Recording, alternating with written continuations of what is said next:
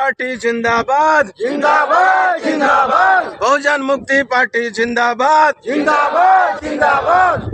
अभी आपने बहुजन मुक्ति पार्टी की तरफ से नामांकन फॉर्म भरा है, कैसा लग रहा है? अभी हम लोग बहुजन मुक्ति पार्टी की तरफ से फॉर्म भर करके आए हैं और फॉर्म सब कुछ होके पाया गया है अभी तक। और अभी आप सबों का समर्थन पाकर मुझे काफ़ी गर्व महसूस हो रहा है कि हमने आज हम सब एक है। सरगुजा में, अंबिकापुर में, खास करके सरगुजा लोकसभा सीट में काफ़ी लोग हैं और आप सभी इतने कार्यकर्ता इतने चिलचिलाती हुई धूप में आप लोग आए और दिन भर डटे हुए हैं। 10 बजे से लेकर अभी 4 बजने वाला है और आप लोग पूरे दिन भर आप लोग डटे हुए हैं।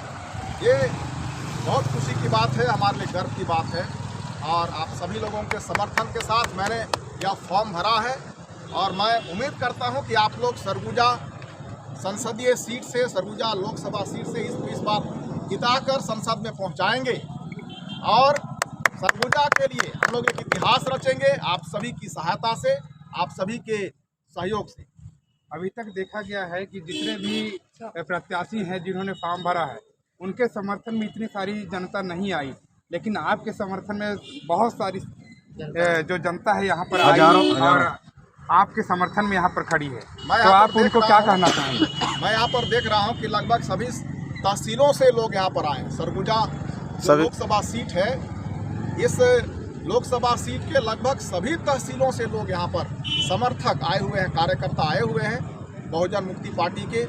और इस तरह से आप लोगों का समर्थन आज इस सरगुजा लोकसभा सीट में फॉर्म भरते समय दिख रहा है। मैं आप सभी से इतना ही कहना चाहूँगा कि कुछ समय और है और हम सब लग करके चुनाव के कार्य को, प्रचार कार्य को लोगों को समझाने और अपने नेतृत्व पैदा करने, जैसा कि संविधान में हमें राजा चुनने और राजा बनने का अधिकार दिया गया बाबा साहब के द्वारा, उनके अथक प्रयास के द्वारा। परंतु आज नेता जो चुने जा रहे हैं, जो प्रतिनिधि चुने जा रहे हैं, वो गुलामी कर रहे हैं, कोई सही प्रतिनिधित्व नहीं कर रहा है, बोल नहीं रहा है, समाज का पक्ष नहीं रख रहा है। और ऐसी विपरीत परिस्थिति में बहुजन मुक्ति पार्टी के द्वारा और आप सभी कार्यकर्ताओं के द्वारा ये समर्थन जो मिला है, इससे उम्मीद जताई जा सकती है कि हम कल तक आप सिर्फ वोट देने के बारे में सोचते थे और जैसा गांधीराम साहब ने कहा कि हम केवल वोट देने के लिए नहीं पैदा हुए, हमें शासक बनना है। तो इस पर आपकी रिएक्शन क्या आता है? देखिए, काशीराम जी ने जो कहा काफ़ी दूरदर्शिता रखने वाले व्यक्ति थे और उनके अंदर जो समाज के प्रति जो संवेदना थी वो ऐसे ही थी। उनकी एक सपना था कि समाज में नेता पैदा हो, समाज में शासक पैदा हो और अपने इस पुरखों की धरती में खुद शासन करें।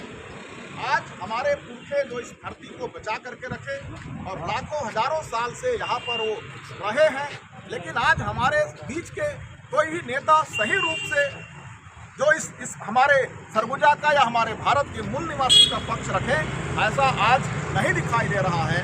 और काशीराम साहब ने कहा है कि हमें सिर्फ वोट नहीं देना है, परंतु अपने वोट का इस्तेमाल करके अपना प्रतिनिधि, अपना अगुवा, अपना नेता चुनना है। और उनका सपना आज पूरा होते हुए दिख रहा है और आगे समय में दिखेगा, ये पूरा होकर रहेगा। पूरे देश के बहुजनों के लिए उन्होंने एक पार्टी बनाया था, बहुजन समाज पार्टी। तो आज उस पार्टी को छोड़ करके आप नया पार्टी में प्रत्याशी बने हुए हैं, बहुजन मुक्ति पार्टी। तो उसमें क्या कारण है कि आप नहीं हैं, अब नए पार्टी के साथ आप लड़ना चाहते हैं, क्या कारण है? हर संगठन का या हर पार्टी का एक नियम होता है, उसका दायरा होता है, उनका उद्देश्य होता है।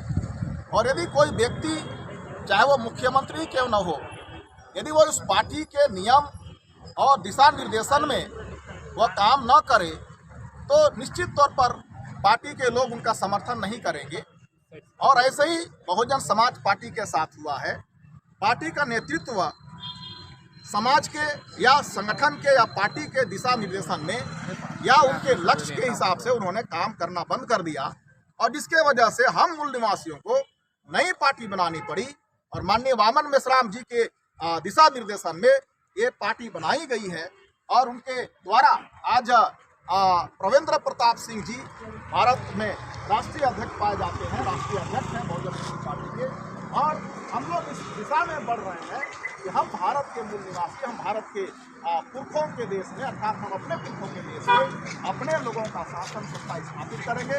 और इसीलिए हम लोग इस काम को आगे बढ़ा रहे हैं और विचारधारा के आधार पर, कैडर के आधार पर यहाँ जितने लोग आए हुए हैं, हम सब मिल करके आगे इस मुहिम को बढ़ाएंगे और निश्चित तौर पर भारत में बहुजन मुक्ति पार्टी का शासन लाया जाएगा। एक शब्दों में बोलिएगा, इसका मतलब ये है कि बहुजन समाज पार्टी कांसीराम साहब के उद्देश्य को भूल चुकी है, इसलिए नई पार्टी का आगाज हुई है। बिल्कुल बिल्कुल बिल्कुल। माननीय कांसीराम साहब का जो उद्देश्य था, जो जिस उद्देश्य के उन्होंने पार्टी बनाई थी, उसके विपरीत वो पार्टी के जो अगुवे थे वो चलने लग गए।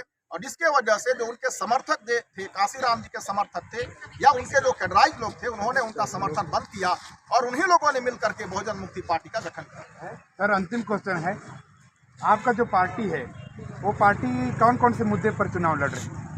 देखिए, चूंकि हम मूल निवासी विचारधारा पर विशेष जोर देते हैं, भारत का मूल निवासी ही भारत का शासक होना चाहिए, ये हमारा मूल उद्देश्य है। और आज हम देख रहे हैं कि मूल निवासियों के खिलाफ में कितने षड्यंत्र किए जा रहे हैं। और इस भारत देश का SC, ST, OBC और इनमें से धर्म परिवर्तित अल्पसंख्यक जो 85% लोग हैं, वो सिर्फ और सिर्फ वोट देने वाले क्या बोलेंगे मतदाता, उनका बैंक, वोट बैंक बन चुके हैं और सिर्फ वोट दे करके हमारे लोगों का नुकसान कर रहे हैं। अब बहुजन मुक्ति पार्टी मूल निवासी 85% के लिए काम करता है और हम उम्मीद करते हैं अगर ऐसी गति से काम चला पूरे भारत में तो वो दिन दूर नहीं, बहुजन मुक्ति पार्टी ही भारत में मूल निवासियों के विचारधारा का पार्टी शासन सत्ता में आएगी और मूल निवासियों के हक और अधिकार का कार्य करेगी। धन्यवाद सर, बात करने के लिए बहुत बहुत धन्यवाद। बहुत बहुत धन्यवाद। जय मुक्ति। बहुजन मुक्ति पार्टी।